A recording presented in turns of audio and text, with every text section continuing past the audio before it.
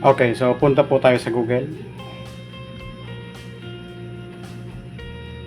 Then type po natin dito ang Epson L120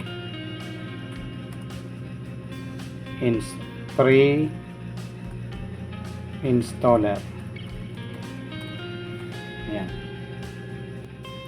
Okay. So hanapin po natin dyan yung may free download. So yan, ito sa pangalawa. Click po natin itong Epson L120 driver, printer drivers. Click po natin yan.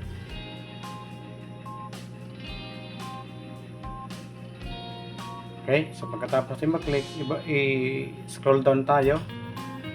Then, ito sa baba, may nakalagay download Epson L120 driver. I-click po natin ito.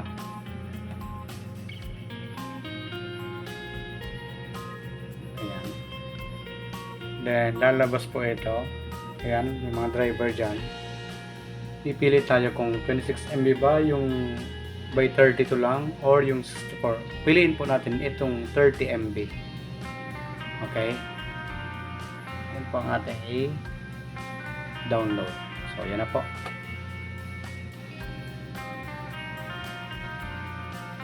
So, yan. Then,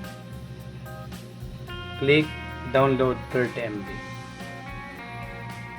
So, kung mapapansin po ninyo, nag-download na po siya dito sa taas. Ito po, yung arrow down. I-click po natin para makita natin yung pagda-download niya. So, yan.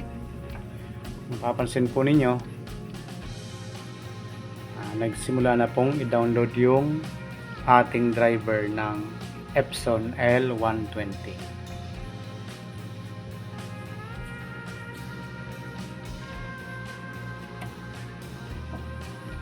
So, yan. Malapit na po natin ma-download.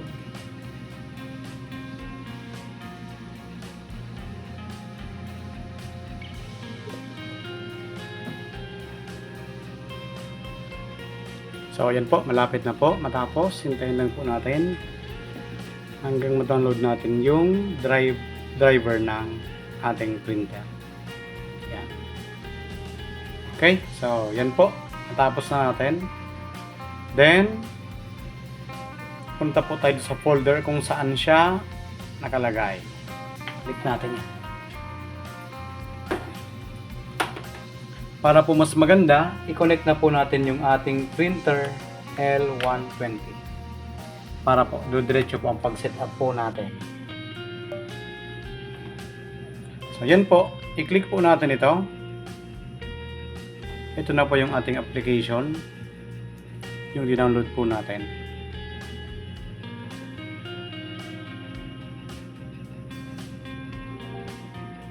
Then, click po natin ang yes. So, yan. Then, click po natin ang OK. Then, yung language po, pwede mong palitan kung gusto mong Tagalog or kung ano pa man. Pero, yan na, English na lang. Click OK. So, yan.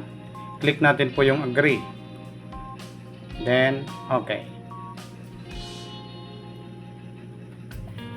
So, hintayin na lang po natin at automatic siyang mag-i-install sa ating laptop.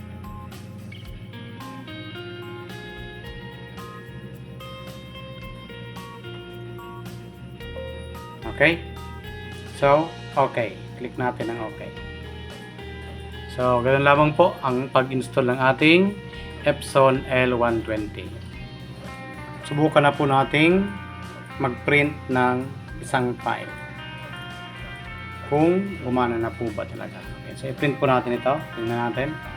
So yan. Ito na po ang ating printer. Naka-ready na siya. So print po tayo ng isa. So yan na siya.